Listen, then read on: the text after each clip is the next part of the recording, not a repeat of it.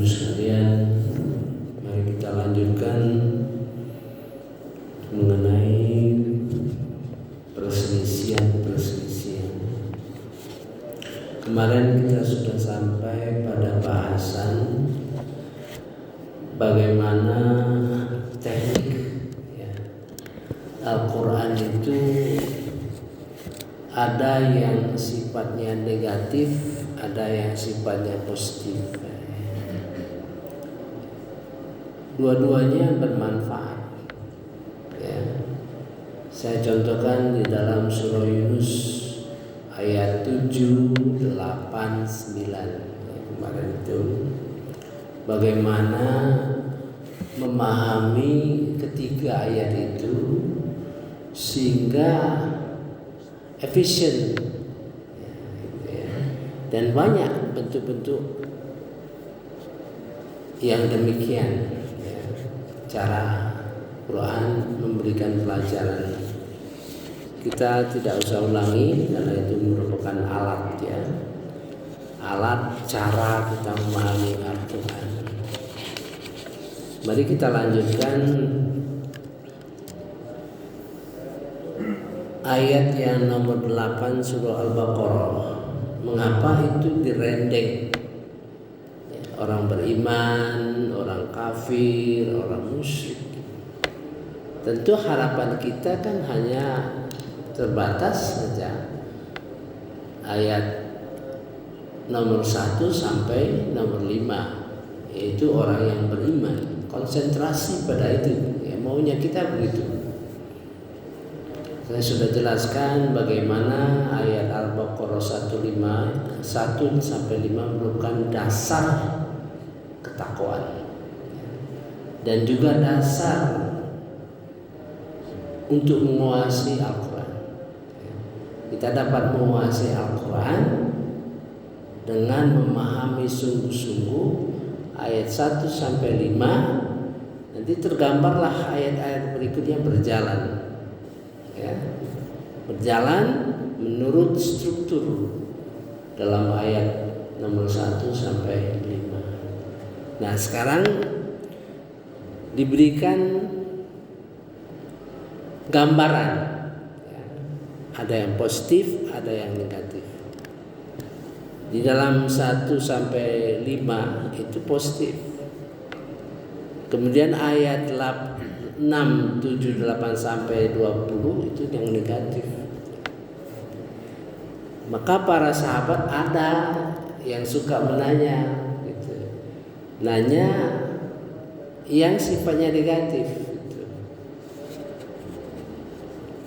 Sahabat lain menanya, "Ngapa kamu suka menanya yang negatif?"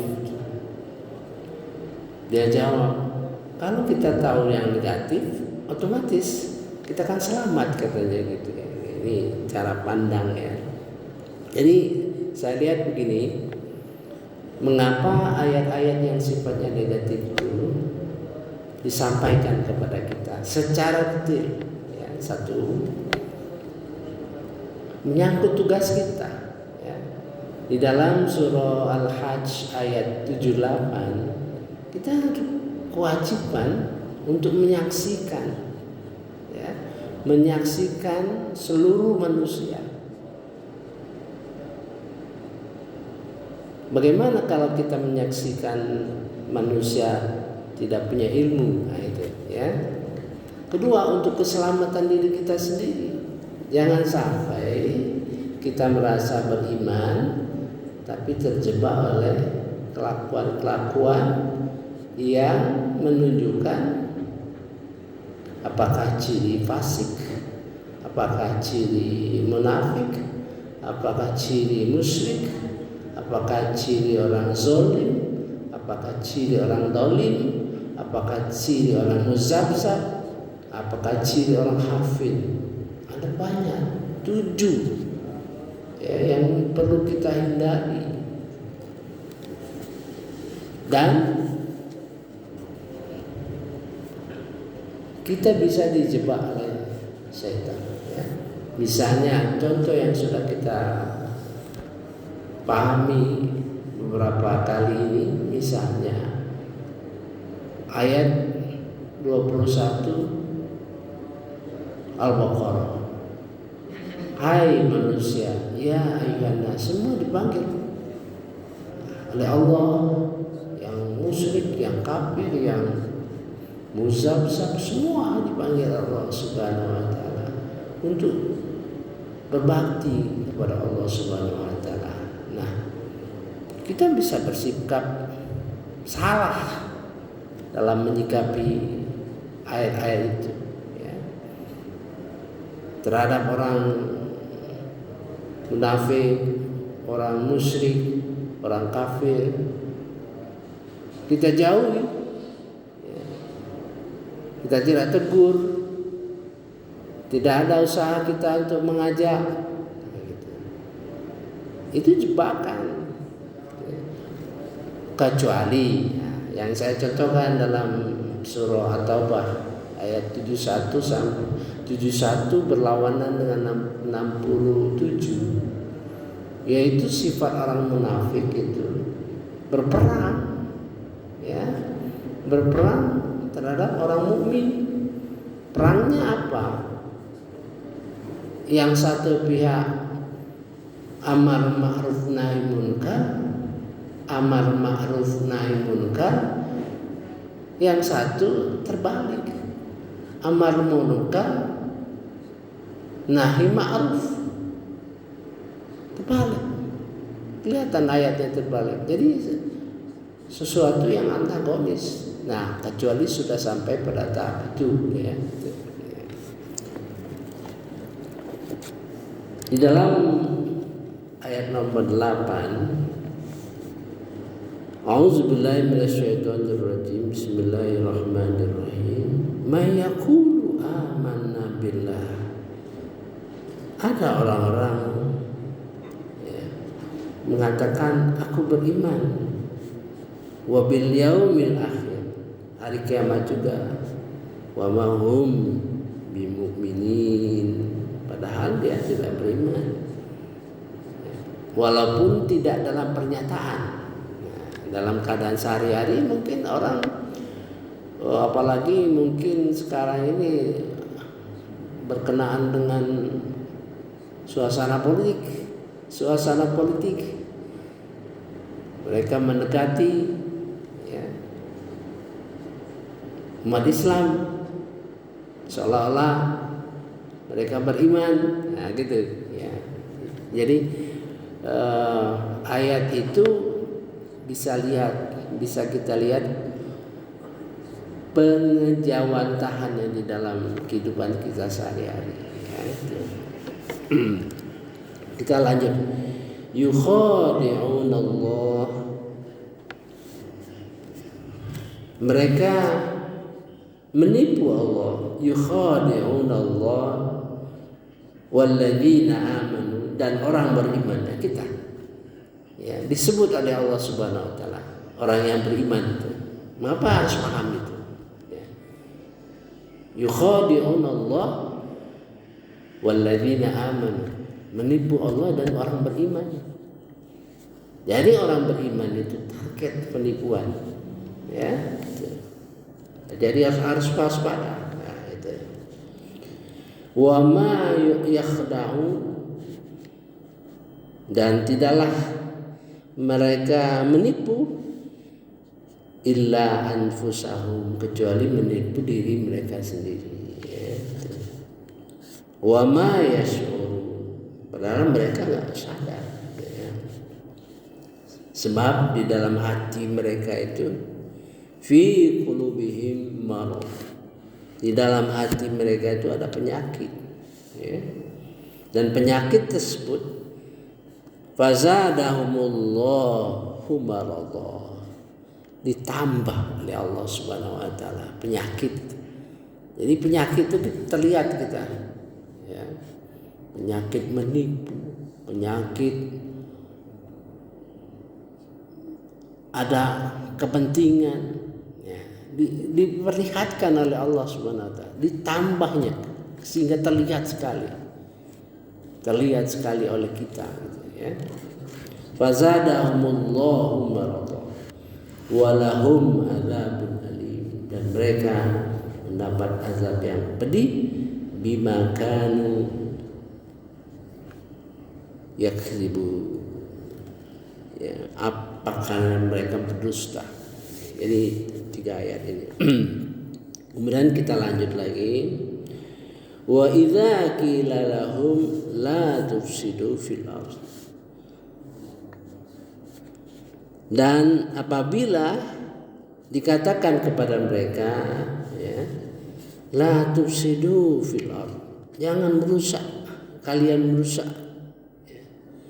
Karena kekufuran, karena kemaksiatan di dunia ini, nggak sadar mereka, ya. Maka mereka bilang qalu, mereka berkata innama nahnu muslihun, sesungguhnya kami ini berbuat baik, ya, berbuat baik, nggak sadar. Nah, ketidaksadaran inilah kita harus waspada, ya, karena proyek-proyek iblis ini, proyek-proyek setan ini, kita melakukan sesuatu dihiasi seolah-olah indah, gitu. Kita harus waspada, ya. Bisa saja kita melakukan tindakan-tindakan, ya, melakukan aksi-aksi yang menurut kita bagus, ya, itu. Jadi harus jadi semacam muhasabah. Jadi apabila kita melakukan sesuatu merasa bagus, hati-hati, sehingga akan menguatkan hati kita menjadi keras karena merasa benar, ya. Mengapa merasa benar? Karena hati kita dihiasi oleh setan sehingga menjadi keras. Ini waspada kita, jadi kita, ya, supaya alat-alat, teknik-teknik seperti itu yang diceritakan oleh Quran itu kita pegang menjadi alat kita. Ini kita diberi pengetahuan oleh Allah Subhanahu Wa Taala, ya, terhadap pihak-pihak yang 7 tadi. Sebenarnya saya ragu, ya. Saya ragu, bukan ragu isi ini, ya. Ini mengatakan kelompok munafik, ya, banyak tafsir begitu. Tapi kelihatannya ini lebih umum sebetulnya, lebih umum. Seperti ayat nomor berapa, ya? Ayat nomor 20, ya. Ayat nomor 20, hampir saja kilat itu menyambar penglihatan mereka. Setiap kali kilat itu menyinari, mereka berjalan, ya, gitu kan? Mereka berjalan. Dan apabila gelap, mereka berhenti, ya, gitu. Jadi ada sinar, kena petir katakanlah, itu sinar, dia berjalan. Gelap, dia berhenti. Itu menggambarkan bahwa sejelek-jeleknya orang kafir, orang munafik, orang fasik, ada sinar dalam hatinya itu, dalam perjalanan hidupnya. Seperti kita ini gelap, kita tahu meninggalkan sesuatu sudah penuh, tapi ada di dalam waktu-waktu tertentu kesadaran dia itu, ya. Sehingga hati mereka itu kecut sebetulnya. Nah, Allah itu memberitahu apabila kita berkonsultasi, katakanlah, ya, bisa diskusi dengan orang kafir, diberi alat oleh Allah Subhanahu Wa Taala. Seolah-olah mereka kekeh dengan pendapat mereka. Sebetulnya hati mereka itu tidak bisa bohong. Ada saat-saat hati terasa apakah benar, gitu. Makanya kelihatannya ya, orang kafir apabila diskusi sama kita, dia bertanya terus, menguatkan apa pendapat mereka. Sebenarnya mereka sendiri ragu. Bagi kita sendiri, karena sudah punya pakem yang diberikan Allah SWT, pakem bahwa agamamu agamamu, agamaku agamaku. Ya. Saya bilang kepada mereka, ada ndak ayat itu seperti ayat itu di dalam kitabmu? Nah, lakum dinukum waliyadin. Ada ndak ayat seperti itu? Nggak ada mereka, sehingga nggak mantap. Kalau kita berhadapan sama mereka mantap kita. Lakum dinukum waliyadin, itu dahsyat sekali. Jadi ayat itu dikatakan oleh mereka, ayat itu sudah didasarkan, sudah dibatalkan. Padahal kita